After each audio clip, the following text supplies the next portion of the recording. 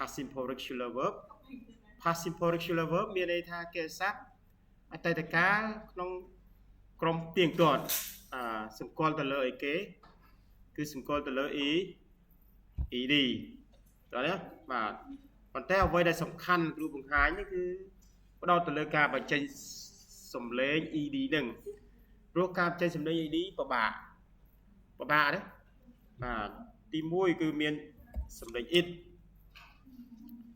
សំឡេង it ទី2មើលទាយមើលសំឡេងអីគេ it ហើយមានសំឡេងគេយើងអាចយកចំណុចកណ្ដាលit នេះគឺសំឡេងភាគតិចទេតិចតែបន្ទាប់ពីតិចមកវាមធ្យមអញ្ចឹងថោះទៅមកភាគច្រើនគឺដោះចាណានេះគឺជាការបញ្ចេញសំឡេងគេស័ព្ទទៀងទាត់គឺសូមដាក់ហ្វុនវាទៅทำ Neuroman អស់អានេះត្រឹម25ហើយណា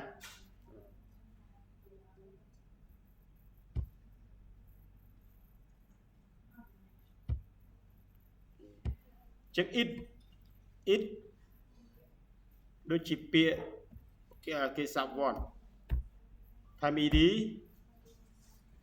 គឺបញ្ចេញសំឡេងថា wanted need ed អានថា needed needed ចេះសំឡេងថាដូចជាពាក្យ work ថា ed អត់អាន work kit ណា worked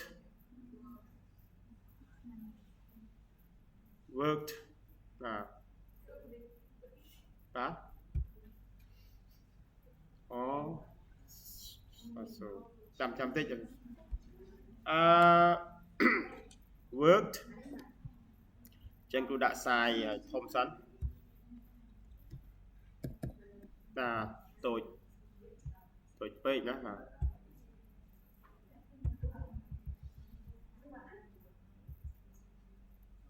ប៉ុណ្ណឹងមិនដែរ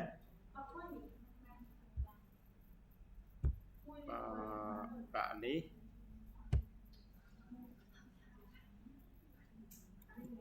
ដាក់ slide show វាវាយអត់កើតអញ្ចឹងបានតែធម្មតាឥឡូវយើងប៉ុណ្ណឹងសិនទៅណាតទៀត worked ថែម ed គឺអានថា worked សម្លេងថឹកហើយទៀតដូចជាពាក្យ stop នេះយើង double p ហើយបាន ed អាន stopped បើយើងអត់បានរៀនប្រហែលជាអាន stop hit ណាអានេះ stopped ឲ្យសំឡេងដាក់ដូចជាពាក្យគេស័ព្ទ love អានេះមាន e ស្រាប់យើងថែម d ចេញ loved play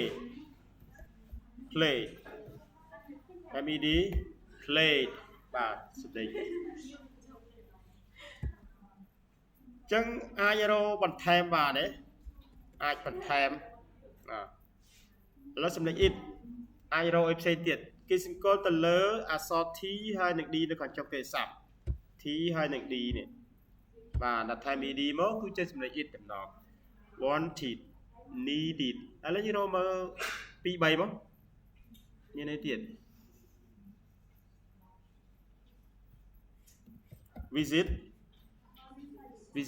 ថែម ed អានថា visited ចុះ thus សំឡេង thus មានអីទៀតទេ thus ដូចជាគេស័ព្ទ walk ថែម ed walked មិនអាន walk kit ទេណា walked ចុះដោះមានអីទៀតដោះដូចជា enjoy ថែម ed អាន enjoyed ដោះសំឡេងតិចទេមានអានសំឡេងថា enjoyed អានឹងអត់ទេសំឡេងតិចទេ enjoyed យើង សំឡេងចេញនៅក្នុងគល់កយើង enjoyed ទៀតឥឡូវរកមកសំឡេង it ទៀតហើយរកឃើញទេបាទយើងបាន wanted needed visited ជួយរកមួយពីរទៀតមក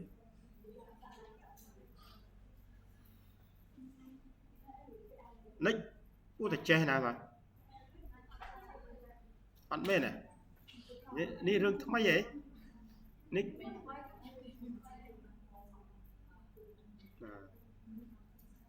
សំឡេង it គ្រូនឹកឃើញ design ថែមមាន e ស្រាប់មាន e ថែមតា d បងអានេះអានថា decided បកប្រែថាម៉េច decided សម្រាប់ចិត្តណាមកបានសម្រាប់ចិត្ត decided បាទថោះទៀតដូចជាគេសាប់ watch មើលទស្សនានៃថែម ed មកសំឡេងវា watched អានសំឡេងធ្ងន់ណា watched បើយើងអត់យកចិត្តទុកដាក់នេះទេពេលណាដែលយើងយកទៅប្រើប្រាស់គេស្ដាប់បានទេជនជាតិបរទេសស្ដាប់អត់យល់watched មានដោះមានអីទៀត does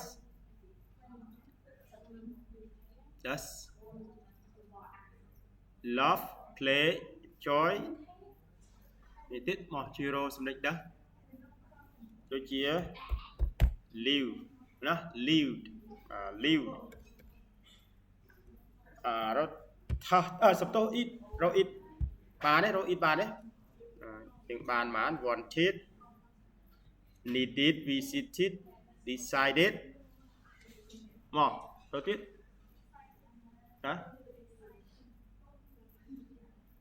ណាលឺសូរល្វើយរចនាexcited ហ្នឹងត្រូវហើយអាន excited ប៉ុន្តែ excited ជា adjective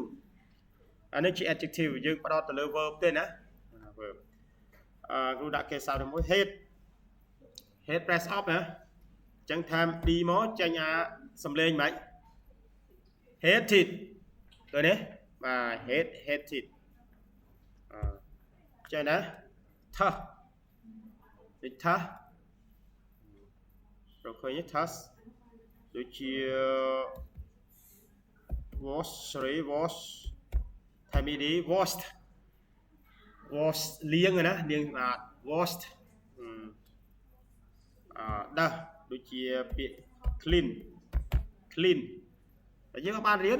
ចេញសម្លេង clean នេះអីមកណាខ្មាស់គេបង clean សម្លេងដោះណាបាទ clean clean រកសម្លេង it ទៀតមើល it រកសម្លេង it ទៀតមើលមានទេwanted needed visited decided hated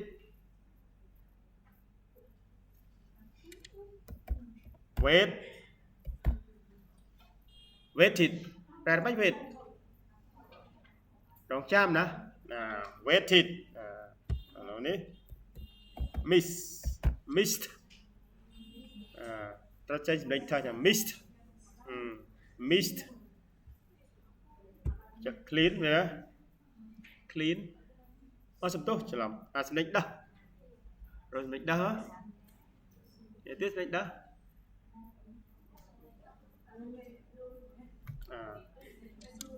ជួយរកបានមួយមកឃើញអា nick smile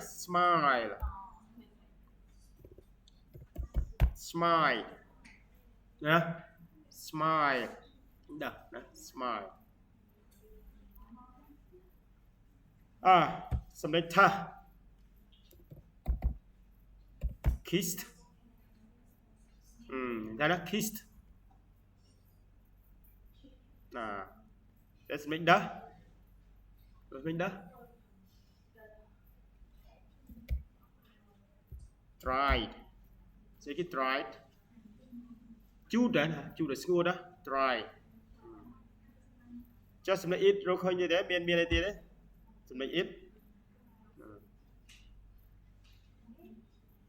it មានឃើញទេ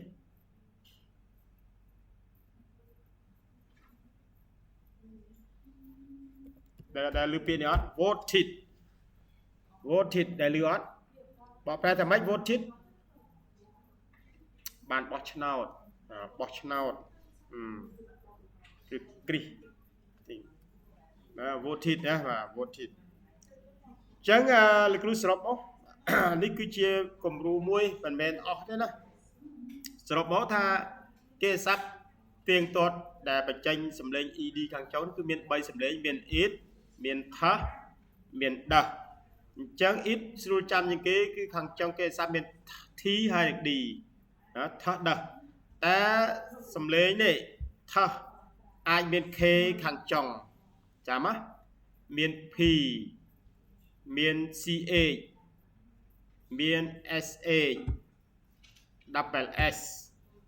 តើនេះdouble s អាចមានមួយទៀតថែមមួយទៀតx ដូចជា box ed boxed ណា boxed អាចថែមមួយទៀតអូច្រើនពេកណាប៉ុណ្ណាដូចជាពាក្យ laugh មាន ch ថែម ed មក laughed បកប្រែថាសើចណាបាទអញ្ចឹងកន្លែងនេះវាណាពេញយកប៉ុណ្ណឹងសិនណានេះអញ្ចឹងក្រៅពីនោះក្រៅពីការចំណាំទី1 it ហើយនឹង the នេះគឺភាគច្រើននៅកន្លែងដះសម្លេងដះយើងចាំតែ it ហើយនឹង the សល់ប្រមាណគឺសម្លេងអីគេដះមែនណាតើនេះចាអត់ខានពាក្យទៀតដូចជា try លុប y ដល់ ie ed try ព្យាយាមមែនណាtry ប្រែថាព្យាយាម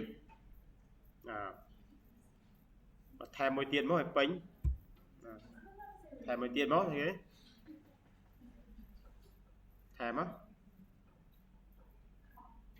បាទថែម regular មួយទៀតមក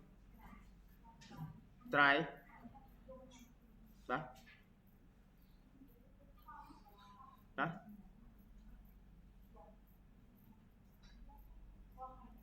like love មានណាណាlive live មានហើយមានហើយ live cry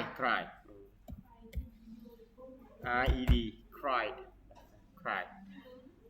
អូខេលោកគ្រូចែកម្លេចតែប៉ុណ្ណឹងបាទអញ្ចឹងលោកគ្រូ save នេះ